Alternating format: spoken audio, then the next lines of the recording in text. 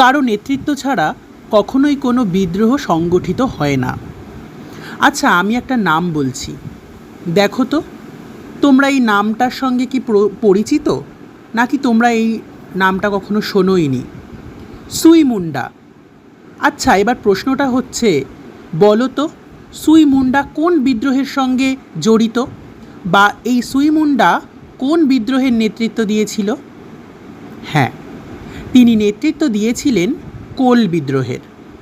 অনেকেই ভাবতে পারো নামটা তো সুই মুন্ডা, তাহলে হয়তোবা মুন্ডা বিদ্রোহেরই নেতৃত্ব দিয়েছিল, কিন্তু না, তিনি নেতৃত্ব দিয়েছিল কোল বিদ্রোহের।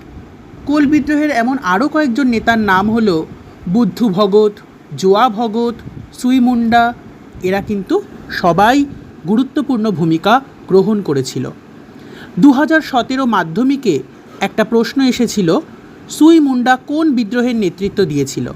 তাহলে উত্তরটা তোমরা সবাই জানলে, উত্তরটা হলো কোল বিদ্রোহ।